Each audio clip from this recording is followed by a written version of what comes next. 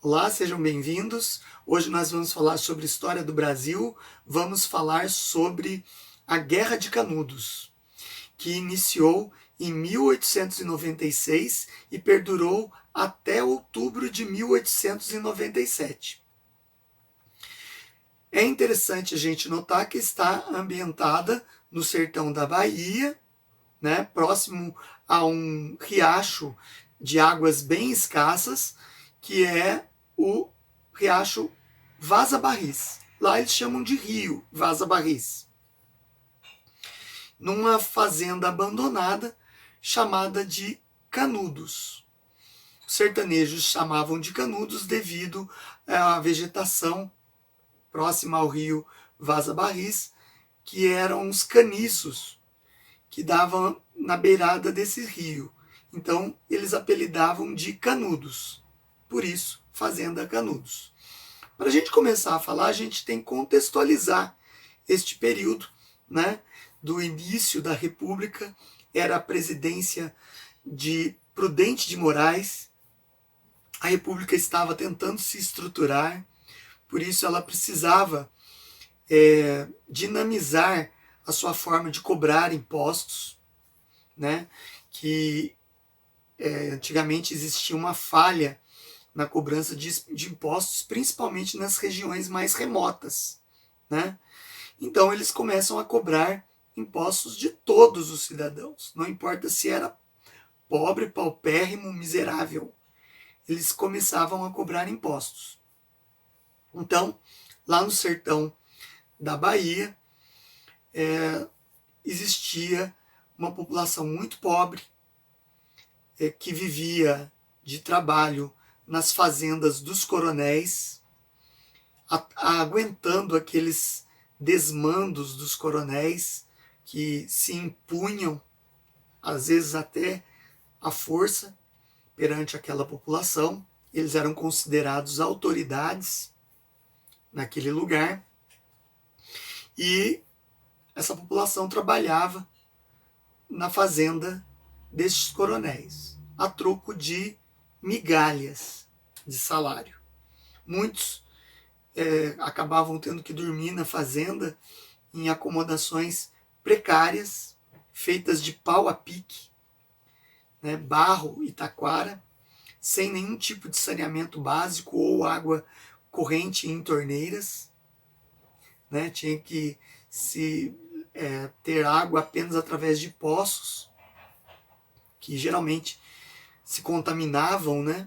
Porque muitos animais caíam nesses poços, né? Ratos, insetos como baratas, e também em pequenos córregos que também sofria contaminação, porque era a mesma água que animais bebiam ali. Então, eles viviam uma condição totalmente desumana. E o governo, mesmo assim, nessa insensibilidade e no afã de conquistar mais impostos de toda a população, sem oferecer a contrapartida, que são as condições mínimas que um governo deve oferecer aos seus cidadãos,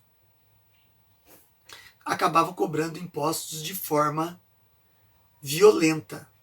Os cobradores de impostos, eles não queriam saber a realidade da região, eles cumpriam as ordens. Tinha que pagar imposto. Caso a pessoa não pagasse imposto, o mínimo que a pessoa tinha era retirado dela.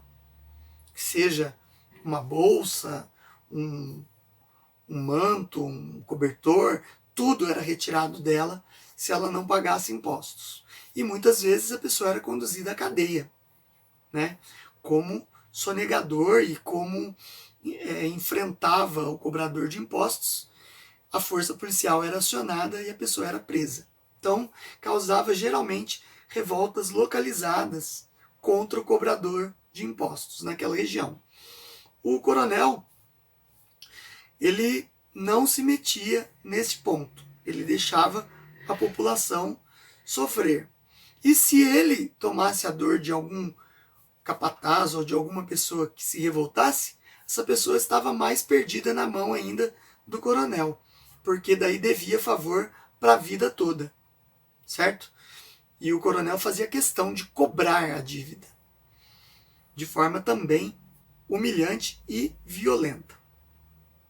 Também neste período existia a questão da religiosidade, né? O povo nordestino tem essa característica marcada até hoje, uma religiosidade muito grande, principalmente católica, né? Naquele período era o catolicismo, a religião que imperava com grande maioria no Brasil. Então, o povo era muito católico, mas também muito místico. Acreditava, tinham crendices populares, levada pela ignorância, pela falta de conhecimento, e por essa fé extrema, acabavam acreditando em crendices. Estava se aproximando da virada do século, né? Era o ano de 1897, estava virando o século para 1900, daqui a pouco tempo. Então, existia aquela questão meio que milenarista, né? De virada do século ser a volta de Jesus, Salvador, né? Para reabilitar o seu povo, salvar o seu povo sofrido aqui na Terra. Então eles tinham essa crendice no milenarismo, no fim do mundo, que o mundo ia acabar, que tudo, que a justiça divina ia sobressair nessa virada do século. Então era um ambiente muito fértil, era um campo muito fértil para que profetas populares e com discursos levados ao lado da emoção e da justiça social prevalecesse. Então existia esse ambiente muito fértil. Nessa ruralidade mística surgiu um peregrino que já peregrinava há 25 anos pelo sertão da Bahia, que era conhecido pelos sertanejos como Antônio Conselheiro. O nome dele era Antônio Vicente Mendes Maciel. Ele, na cidade de Sobral, ele era casado há 25 anos atrás, antes da revolta, e ele chegou a ocupar cargos assim não concursados, né? Ele chegou a ser funcionário de cartório, chegou a ser advogado sem ter a faculdade de direito. Era muito comum pessoas que tinham uma oratória muito boa ocupar a defesa de uma pessoa no tribunal, já que muitas vezes o tribunal era feito pelo coronel. O coronel era o juiz da área. Então, era muito comum pessoas com uma lábia ou com uma oratória muito invejável ocupar essa função. Então ele chegou a ocupar. Só que ele foi traído pela sua esposa, que fugiu com um membro da força policial de Sobral.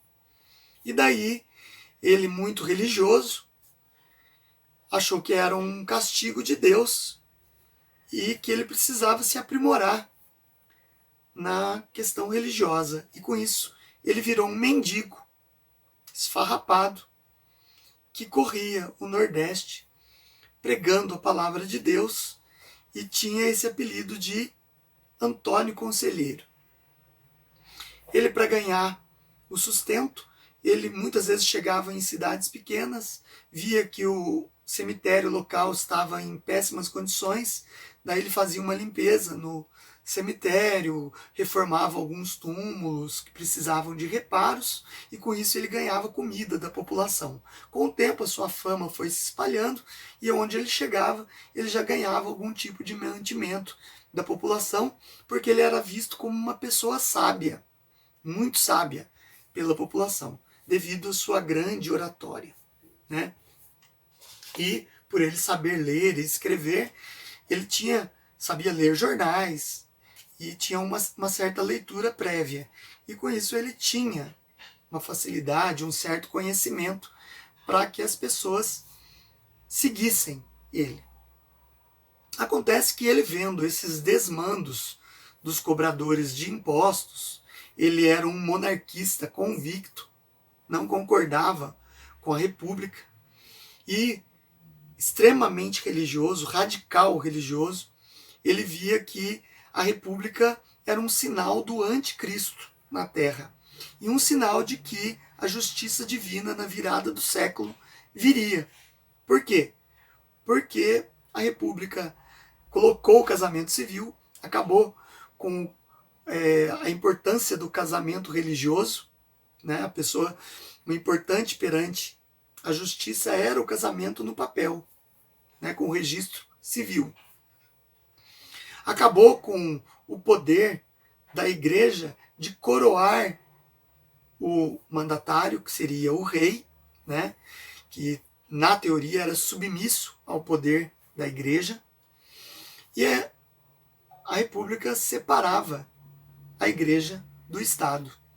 Então ele via isso tudo como sinais do anticristo, sinais de que essa ordem terrena era diabólica e que Jesus estava prestes a vir para resgatar o seu povo. E era a função dele defender este povo e fazer as profecias do final do mundo. Ele via a cobrança de impostos de forma violenta para a república como também uma forma de abuso contra os pobres e contra as pessoas que acreditavam no fim do mundo.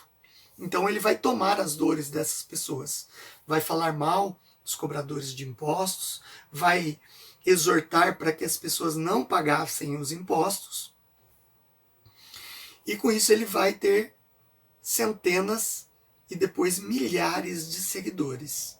A verdade é que até a morte de Antônio Conselheiro, os seguidores deles só aumentavam. Ele vai rumar para a fazenda de Canudos, que a gente falou no começo do vídeo, e vai fundar lá o Arraial do Belo Monte. Vai rebatizar o local. E vai ser o administrador, o comandante daquele local. Primeiro é uma invasão que ele cometeu numa terra que estava abandonada. Vai redistribuir as terras, um terreno para cada família. Com o dinheiro, pouco dinheiro juntado de cada uma das famílias, que eram aos milhares, ele vai comprar sementes para que cada família plantasse a sua própria roça. E que o fruto da colheita de cada roça fosse redistribuída entre todas as famílias. Certo? E ele vai mandar construir uma igreja em Canudos para que ele celebrasse as missas, efetuasse casamentos, batizados, e ele seria como se fosse um líder religioso e político do local, concentrando o poder ali. Fato é que em novembro de 1896 ele havia mandado emissários na cidade de Juazeiro comprar madeira para fazer o telhado da igreja nova de Canudos, que estava sendo construída. O problema é que ele pagou adiantado por esse material, e esse material não foi entregue. Os coronéis daquela área viam com maus olhos Canudos, porque vários funcionários da fazenda, vários trabalhadores na agricultura, viam em Canudos uma esperança de uma vida melhor e acabavam abandonando as fazendas, deixando para lá, mesmo ganhando um sustento miserável. Então, estava claro que Antônio Conselheiro passou a ser um risco ao poder dos coronéis, porque ele arrebanhava toda a mão de obra da região, só com os seus discursos. E pessoas de vários lugares, a notícia corria, migrava para Canudos em troca dessa promessa de liberdade, de ter a sua própria roça, a sua própria terra, e de poder professar a sua religião, levando em conta que o poder civil não estava acima da religião. Até os padres da região denunciavam Antônio Conselheiro por ele celebrar missas, batizados, casamento, eucaristia, sendo que ele não era um religioso. Então ele era um risco também para a fé religiosa. Para a República, ele se tornava um risco, porque ele falava contra os impostos, falava contra a República, não admitia o poder do presidente da República, Prudente de Moraes, e ainda falava com que as pessoas não deveriam pagar os impostos. E com o Arraial de Canudos, ele se tornava um líder político sem ser eleito e sem ser escolhido pelas autoridades republicanas, como era o caso dos coronéis. Então, ele era uma ameaça ao sistema também republicano. Assim, correu-se o boato de que o Antônio Conselheiro estava formando um grupo de jagunços, né, que eram armados, que haviam deixado as fazendas para morar em Canudos, para ir buscar a madeira que ele havia comprado e não havia sido entregue, e que eles iam tomar à força, caso os lugares de fornecimento não dessem a madeira. Assim, uma força policial foi montada em novembro de 1896.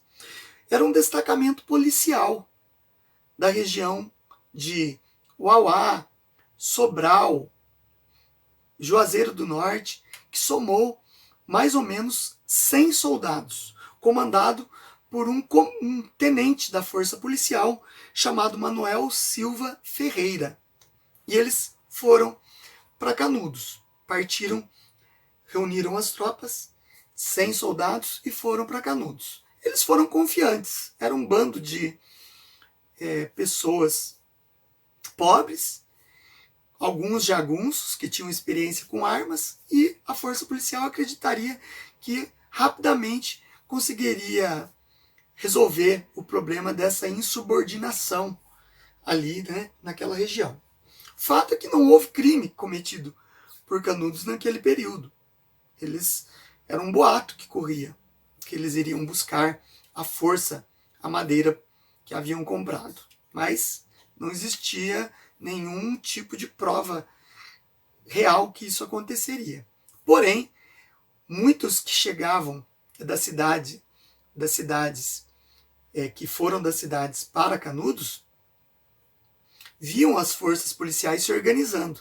E chegando em Canudos, falaram: olha, estão organizando uma força policial para vir aqui combater vocês. E daí, quando a força policial, no caminho para Canudos, parou para dormir à noite, até chegar em Canudos no outro dia, eles foram atacados. Foram atacados fortemente pelos jagunços de Canudos. Desses 100, 17 foram gravemente feridos, 7 foram mortos e teve vários feridos com ferimentos leves. A verdade é que a força policial teve que debandar.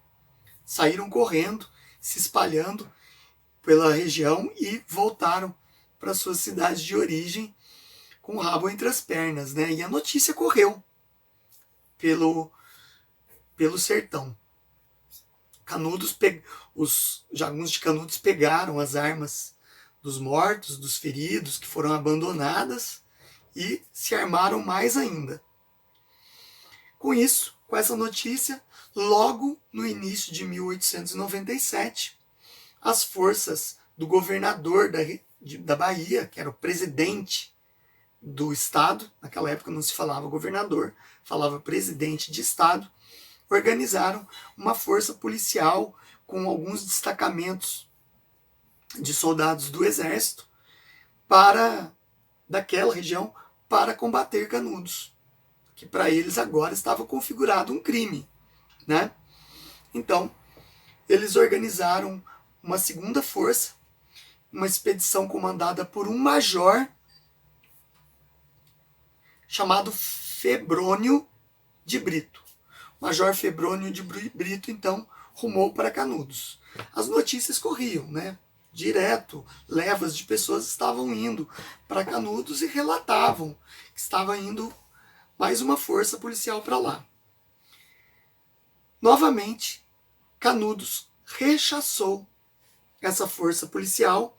Os 250 soldados teve mais de 100 feridos e alguns mortos, né? Então, e também do lado de Canudos teve algumas mortes também, mas a minoria. Com isso, o assunto agora passa a se tornar grave, porque uma força do Estado, e não só daquela região, foi rechaçada de forma violenta.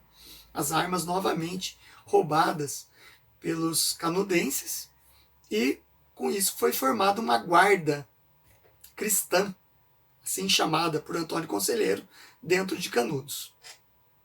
Acredita-se que essas levas de pessoas que iam morar em Canudos estava já somando a casa dos 25 mil moradores, né, lá em Canudos. Muitos que também já carregavam armas e levavam para lá. Então eles estavam fortemente armados lá em Canudos. A notícia chegou até o presidente da República, Prudente de Moraes, que decidiu usar a força do exército brasileiro contra Canudos. Várias revoltas haviam acontecido, estavam acontecendo no início da República. Aconteceu 1895, 1896, até um pouquinho antes, aconteceu no sul do Brasil a Revolução Federalista, que estavam querendo separar algumas regiões do Brasil. E um coronel do exército se destacou muito no combate aos revoltosos federalistas no sul. Era o coronel Antônio Moreira César, conhecido como Moreira César. Ele reprimiu essa revolução federalista de forma violenta, né? Não tendo piedade nem dos que se rendiam. E ele ganhou a fama de o corta-cabeças, porque ele mandava decepar a cabeça das pessoas, gerando medo nas tropas dos revoltosos federalistas. Então ele venceu, ajudou a vencer as batalhas lá no sul. Uma ordem do exército chegou lá e deu o comando para ele das tropas que iriam combater em Canudos. Nesta época, a imprensa divulgou demais isso, porque o Moreira César era uma figura heróica do exército brasileiro naquele período. E essa notícia nos jornais correu o Brasil. Virou um assunto de primeira hora. Então, quando o Moreira César rumou para aquela região, muitas pessoas já sabiam. Os boatos corriam de boca em boca. E ele comandou 1.300 homens.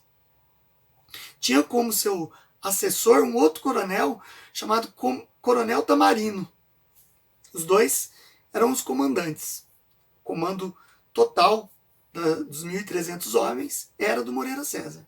Então, quando eles chegaram próximos a Canudos, que tinham várias cidadezinhas próximas, eles já estavam sendo atacados no caminho por várias pessoas que estavam do lado de Canudos. Que essa notícia fez com que mais pessoas de vários estados rumassem para Canudos para defender Antônio Conselheiro e o seu Arraial do Belo Monte, que era uma promessa de melhora de vida para o sertanejo. Fato é que quando Moreira César chegou lá e fez ataques à cidade de Canudos, ele acabou perdendo a vida num desses ataques. E no mesmo dia, o seu sucessor, Coronel Tamarino, também perdeu a vida. Foram centenas de mortes. Os canudenses também tiveram várias baixas. Armas foram confiscadas pelos canudenses e as tropas do Coronel Moreira César tiveram que recuar. Depois de tantas mortes, não valia a pena continuar. Os canudenses fizeram um sistema de casas dentro de Canudos que virou um verdadeiro labirinto. Quando as tropas ingressaram lá, as tropas do Moreira César ingressaram na cidade, eles acabavam se perdendo naquele labirinto de casebres, né? E acabavam, horas de combate, acabavam sendo mortos. Os canudenses também não tinham nenhum tipo de piedade. Eles, quando pegavam o soldado, mesmo que o soldado se rendesse, o soldado era morto de forma cruel e tinha sua cabeça decepada e colocada em estacas nas portas, nas entradas, nas estradas que rumavam para Canudos, para que as pessoas soubessem o que acontecia com quem atacava Canudo. Aí a situação tomou uma proporção nunca vista. Por quê? Porque tropas oficiais do exército tinham sido derrotadas ali. Daí o ministro da guerra, naquele período, enviou generais, uma força de 4.000 homens, soldados armados, munidos agora, além dos fuzis, né, que era naquela época, eram os mosquetes, além dos mosquetes, metralhadoras daquelas do Velho Oeste americano, que eram redondas, e que soltavam uma quantidade enorme de projéteis por minuto, e canhões. Os canhões eram apelidados pelos sertanejos como matadeiras, porque um canhão destruía casas e caía num lugar, matava vários sertanejos, né? Foram 2 colunas, toda a operação militar foi comandada pelo general Arthur Oscar, um general experiente do exército, e as 2 colunas, cada uma com quase 2.000 homens, eram comandadas também por generais. A primeira coluna, comandada pelo general João da Silva Barbosa, e a segunda coluna, comandada pelo general Cláudio de Amaral Savagé. Então, vista a importância dessa operação militar para derrotar Canudos, logo os jornais mandaram emissários de guerra, jornalistas, emissários de guerra, acompanharem o conflito, né? O fato é que teve vários militares mesmos, médicos que acompanhavam os militares, né, de campanha, né, médicos de campanha, que fizeram relatos e até publicaram livros depois disso. Tem vários livros publicados por pessoas que estavam nesse combate do lado das tropas do exército e relataram muito. Um dos jornalistas que acompanhou esse combate aí, esse último combate, foi o Euclides da Cunha, que era o jornalista do estado de São Paulo. O Euclides da Cunha, conhecido também pela tragédia pessoal que aconteceu na vida dele, da esposa dele, enquanto eles estavam lá em Canudos, ter traído ele, e ele fez um duelo, trocou tiros com o traidor e acabou morto, né? Quando ele voltou dessa expedição de Canudos. Então, o Euclides da Cunha vai escrever um livro chamado Os Sertões, que acabou virando um clássico da língua portuguesa, e na qual ele denuncia todas as atrocidades que aconteceram naquela região. Então, muitas das narrativas de Canudos vêm dos sertões, certo? Não se fala muito das atrocidades que os canudenses cometeram contra os soldados rendidos, que tinham suas cabeças decepadas também, certo? Pouco se fala disso. Mas vários relatos de outras pessoas que participaram das batalhas relatam exatamente isso, que houve também uma batalha sanguinária dos canudenses, que abusaram da violência contra os soldados também. Fato é que as batalhas duraram meses, né?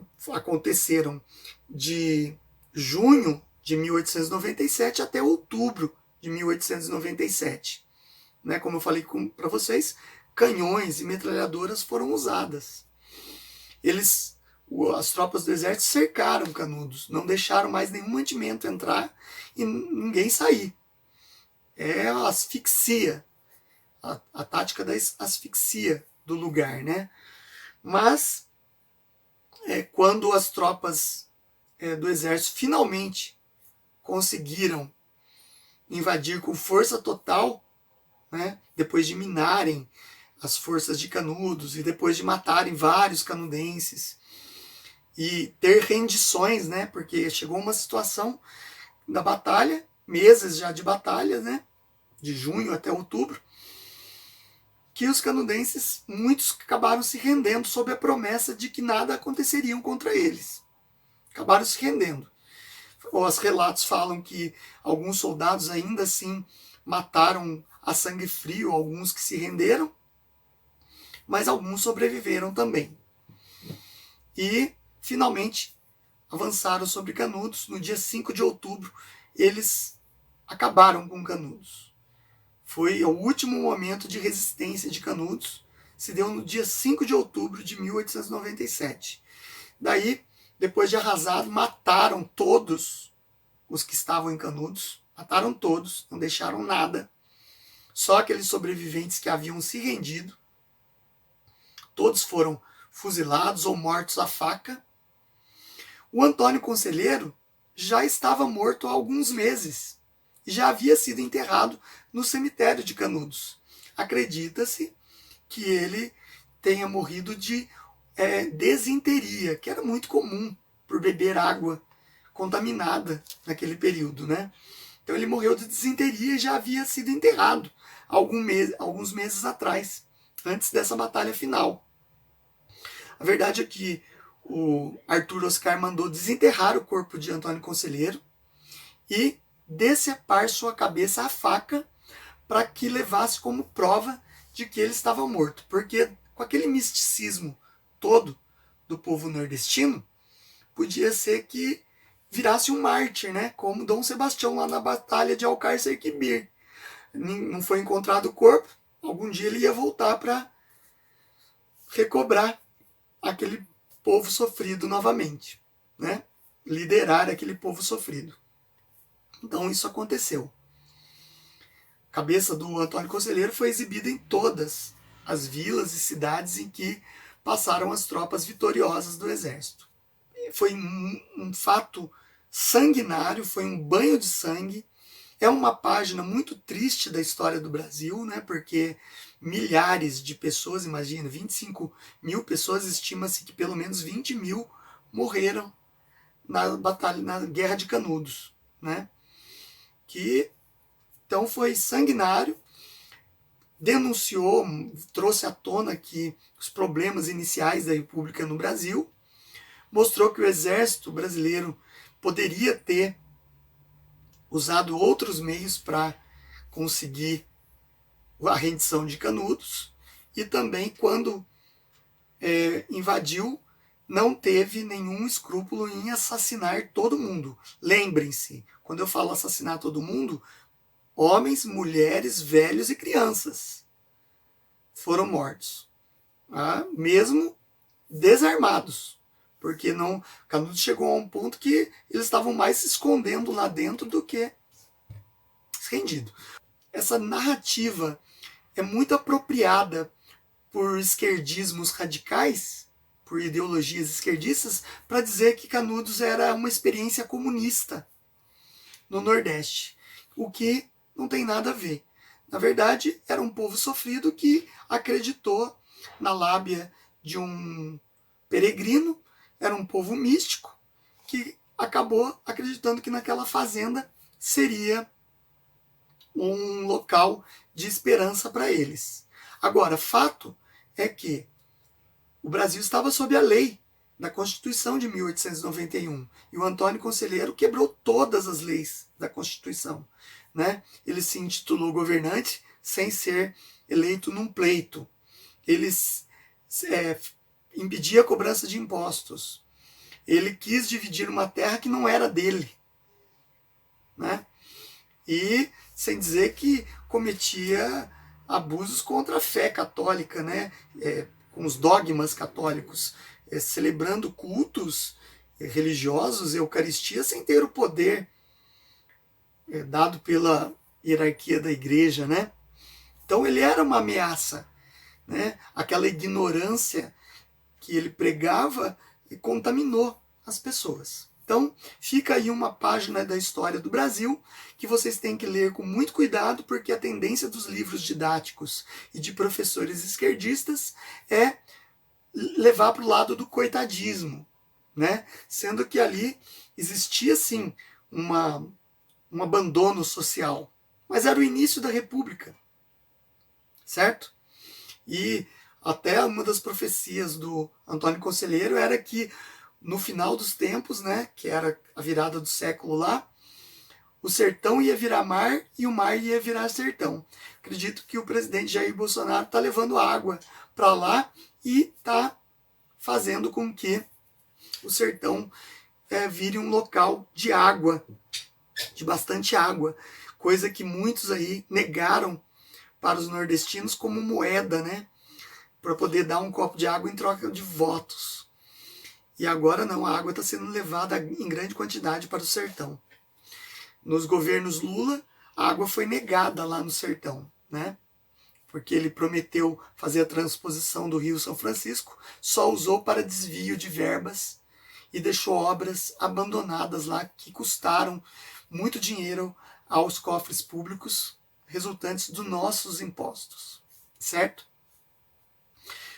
Para finalizar, a cidade de Sobral tem um grande açude, que o açude foi construído ali e acabou mergulhando o antigo arraial do Belo Monte sobre as águas do açude de Sobral. Nas épocas de muita seca, quando a água do açude baixa demais, os nordestinos ainda falam que dá para ver um pouco da torre da igreja semi-destruída de Canudos. Ok? Então essa foi a aula de hoje. Espero que vocês compartilhem, isso ajuda demais. As aulas de história aqui no canal não conseguem muitas visualizações, né? Quase nada de visualizações. Então eu conto com o compartilhamento de vocês. Para alunos que vão prestar o Enem ou algum vestibular, é uma aula super rica de informações para vocês. Então compartilhe. O canal está com Apoia-se para a gente continuar com essas aulas aí enriquecedoras. Obrigado e até a próxima aula.